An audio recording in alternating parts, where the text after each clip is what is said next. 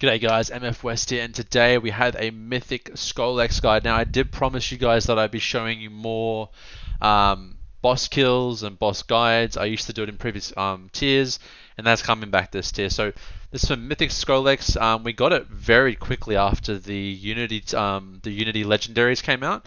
Not that I think that had much to do with it, more of a strat change, but wanted to give you guys some deep insight into Unholy DK on that fight. Now, quick summary. I think at the start of Prog, I think Unholy DK is the better move here for single target damage. Frost is fine, and I think as pulls as the boss encounters become like your Ray gets more geared, the boss lengths, the fight lengths become less. I think Frost will beat Unholy on this fight. Not even joking, like a pure single target fight. But for Prog potential deaths, your execute your execute phase could potentially be longer with all those things taken into account. Therefore, I think Unholy is the better fit for that prog. I end up getting I think third Unholy in the world for this kill.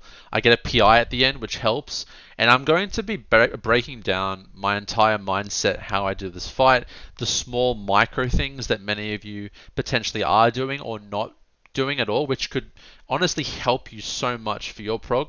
Just passing on my wisdom to you guys, and yeah, just it's very small things, but I think if you add them all up, could potentially lead to hundreds, if not thousands, of DPS for you in your favor. So let's before we get into the actual commentary, I just want to show you guys my gear, talents, conduits, all that. So let's have a look at that right this minute. So gear, I am quite lucky, I'm not going to lie. The last heroic clear that we did, I looted 2 pieces of tier, which gave me 4 set. So I am currently 4 set, and I looted on the same night the Gavel from Jailer. Okay, now Gavel, I think I will make its own video. I'm going to mention briefly how to kind of use it, but I'm not going into detail. It needs its own video and everything. It's an insane weapon. It really, if used correctly, buffs our opener so much. I'm not even joking. It's disgusting. Okay, so yeah, I've got 4 set Gavel, and I farmed 19 dozers to acquire a IQD. So pretty geared in terms of DKs. I should be up there. So pretty good. Nothing else to comment. 4 set is very helpful for this fight with the execution. Not required to play Unholy on this fight. By all means, you can still play Unholy. Soul Reaper is still a very strong talent. Talents. With 4 set, with your pet's damage being buffed, all will serve is by far the go-to option. Once you acquire 4 set, all will serve just doubles in value and is the definitely the best option for this row. Unholy Blight, standard, Death's Reach doesn't matter this row. Soul Reaper, a must. Wraithwalk is a must. I'll explain to you in the boss guide why. Unholy Pact, that is standard, and Army of the Damned, it's standard here, guys. So you can fit in 2 armies of the dead in the fight length. So that is pretty much going to cover talents and gear. Now, in terms of conduits, I can go over it. I was Plague Deviser for this fight. My 3 potency conduits were Eternal Hunger, Brutal Grasp, and Convocation of the Dead. Those are the 3 I recommend for this fight. Remember that Abomination's Limb is actually going to be scaling with our mastery, so it's very strong damage overall. In terms of the other things, I would actually highly recommend, this is not what I picked for the fight, but Fleeting Wind. Take Fleeting Wind. Increasing the length of your Death's Advance and the speed is everything that you need on this fight. By a long shot. You need this stuff. So I'm going to go into depth, a lot of depth of where to use Death's Advance and how to use it. This just complements that, and it allows you to just maneuver around the fight much easier. So pick it up for your Finesse Conduit. Otherwise, you can get Hardened Bones as an extra defensive, and potentially like a Reinforced Shell for the raid for those soaks. But in the end, not too important. So without further ado, that's going to cover all of that. Let's get straight into the actual boss guide. Let's go. Here we go. So boss starts. Do my opening rotation. Now I want to be using Gavel after I have everything popped, and you want to be saving a rune so that you can Soul Reaper it. As you Soul Reaper it, you'll proc your 4 set, and you're going to just climb the ladder. I currently now on the Sausage Prog, I think I'm bursting like 42k, doing it properly. So really, really insane. I'm still working out the finer details, but I'll make a video about that. Otherwise, we've got a move in weak aura or a move weak aura that will show us when we need to move. It's very handy, pretty much stacking up on nipple and moving out. Now, the most important thing to note here, guys, is that you can be on the stack point, you can go left or right, doesn't matter, but just make sure they don't get hit. The haste debuff is gross. It lasts a very long time. Now, the other thing is Death's Advance usage. Now, you only want to be using Death's Advance if you think you're going to be hit. Now, why Death's Advance? It's off the GCD, and it gives you a burst of instant speed, which you need to dodge that blue swirly. Now, you don't want to be using Death's Advance as the boss comes up to the soak phase of the boss's energy, because you want to be using Death's Advance to immune the knockback. Now, you're going to be saving yourself like 3 or 4 globals of damage if you don't get knocked back. So it adds up. It really does. So use Wraithwalk to get over to the gate, and then you want to be using Death's Advance as you land on the other side to avoid the knock-up. Now, I don't have Death's Advance here, so I've already messed up. So I'm going to be calling out my mistakes here, so you guys don't do them as well. So I'm going to be borrowing, and when we knock back here, now watch 1,000, 2,000, 3,000, 4,000, 5,000. So 5 globals I missed there. And another thing that you want to be doing, as you guys saw there, this is something that doesn't always happen over the fight.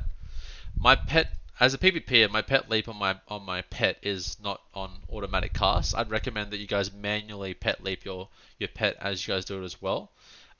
It's very important because watch what happens here. The boss is over here. Your pets tend to move towards the boss, but you want to pet leap it to hit the boss faster. You want your pet hitting that boss ASAP. Now keep that in mind as we get to the end of the video. But gonna cooldowns here. Now a bomb limb's coming up in 11 seconds. Okay. Now I know from a few wipes on this that if I don't a bomb here, I can actually get a free Abomination's limb cast in here. I can press it on cooldown right now, and it will be up for my execution PI. So I press it without Dark Transformation or Unholy Blight. The rule is you only a bomb limb when you have your Blight and Dark Transformation because it's a damage amp for those abilities. So yeah, it's unfortunate, but it's damage and it will boost my other sources of damage as well. So we take it. Now, other than that, stacking on nipple, dodging those swirlies, remembering what I said about Death's Advance. Now, for this one, we actually don't have the gate, so we need to be moving to that range stack as it comes up. Now, it's going to be coming up here. Wraithwalk is what you need to use in order to get to the stack point ASAP. That is what Wraithwalk is for. That's why we picked it on this fight. I'm already going to move over to the stack point for the Wretch and AMZ, and my Death's Advance is up, and I immune the knockback here. So this is what I should have done on the first stack, but we made a mistake. Okay, now the PI from the Priest is coming up in 53 seconds. I cannot use my Unholy Blight and Dark Transformation when they come off CD because they will not be up in conjunction with that PI. Me lining up my cooldowns to that PI is everything, okay? So I need to hold on to my shit and ideally just wait for that damage amp. Execution has started. Soul Reapering is a huge priority. We're sitting on 12.2k DPS. I believe I'm going to drop to 11.6 or 5 before I get PI and Army again. So just keep in mind, like, Army's up here, so we're always going to get a second Army, I think, in this fight. But towards the end of the tier, it's going to be questionable. The damage is going to be nuts. So 12 seconds left on PI. We're going to be coming up to a stack point now. The whole timing of when I get PI here is a problem, and I lose DPS here. So I'm going to explain to you what happens here. So PI is up. I don't call for it fast enough. So this is a few seconds where I could have had it already. But watch, we need to move to the range stack point. I gate, I get PI, I army while I'm here. I'm going to Fleshcraft, Death's Advance as well. So Fleshcraft.